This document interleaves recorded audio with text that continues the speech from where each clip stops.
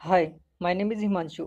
इस वीडियो में हम हल करने वाले हैं कक्षा 10th की प्रश्नावली 1.3 का प्रश्न नंबर 3 का दूसरा पार्ट, जिसमें हमें दिया है 7√5 एक अपरिमेय संख्या है। यह हमें सिद्ध करना है। तो अपरिमेय संख्या सिद्ध करने के लिए पहले हमें इसे मानना होगा कि यह एक परिमेय संख्या है। ठीक है, तो यहाँ पे हम मान लेते हैं, माना 7√5 एक परिमेय संख्या है। तो 7√5 को हमने परिमेय संख्या माना है। तो परिमेय संख्याएं कौन सी होती है जिन्हें हम P/Q के रूप में व्यक्त कर सकते हैं। ठीक है, तो हम इसे लिख सकते हैं 7√5 बराबर P/Q। ठीक है, जहाँ पर P और Q एक पूर्णांक है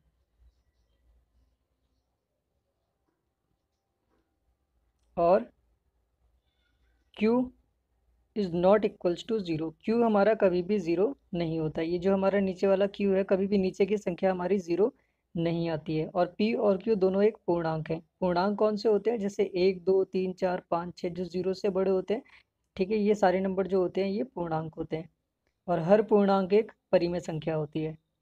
अब यहाँ से हम क्या करेंगे, 5 यहीं रहने देंगे। ठीक है, P/Q और ये 7 यहाँ पर गुणा में है, ये इधर आएगा तो इसके साथ भाग में आ जाएगा। तो इसे हम एक तरह से और लिख सकते हैं। हम लिख सकते हैं √5 बराबर 1/7 गुणा P/Q। ठीक है, अब यहाँ पर 1/7 एक परिमेय संख्या है और P/Q भी एक परिमेय संख्या है। ठीक है, ये भी P/Q के रूप में लिखिए और इसका जो नीचे वाला पार्ट है Q वो ज़ीरो नहीं है। इसका मतलब ये एक परिमेय संख्या और ये भी एक परिमेय संख्या। और जब दो आपस में परिमेय संख्याओं की गुणा की जाती है तो वो एक परिमेय संख्या आती है। ठीक है, तो हम यहाँ लिख सकते हैं, चूँकि 1/7 और P/Q एक परिमेय संख्या है, परिमेय संख्या है। ये दोनों परिमेय संख्याएं हैं और दोनों परिमेय संख्याओं के बीच में गुणा हो रही है, तो हमें क्या प्राप्त होगा? एक परिमेय संख्या प्राप्त होगी। ठीक है, इसलिए हम कह सकते हैं कि ये वाला पूरा पार्ट, ठीक है, P/7Q एक परिमेय संख्या है, परिमेय संख्या है। ठीक है, अगर ये एक परिमेय संख्या है, ये किसके बराबर आई है? √5 के बराबर है। तो ये अगर √5 के बराबर आई है तो ये भी एक परिमेय संख्या ही होनी चाहिए।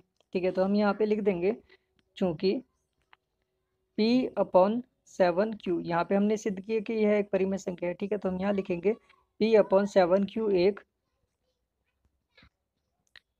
परिमेय संख्या है।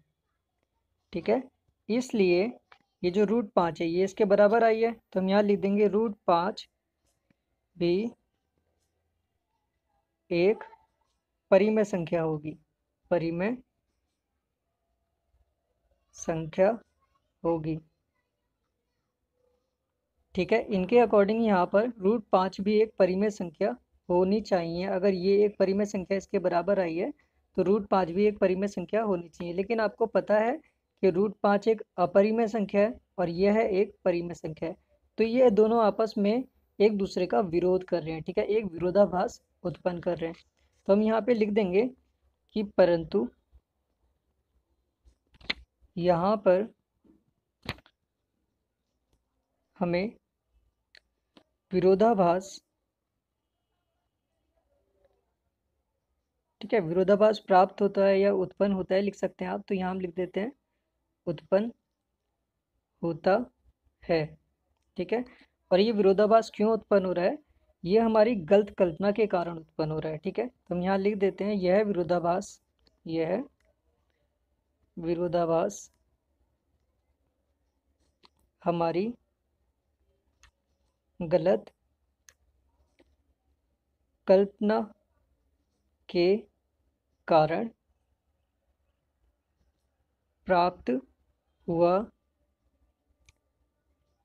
है कि 7√5 एक परिमेय संख्या है, परिमेय संख्या है।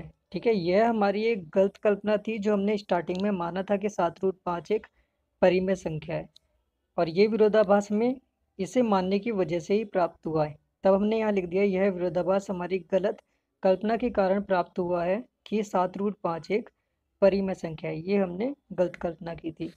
तब हम लिख सकते हैं अतः इससे निष्कर्ष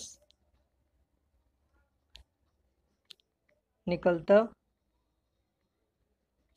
है कि 7√5 एक अपरिमेय संख्या है, अपरिमेय संख्या है।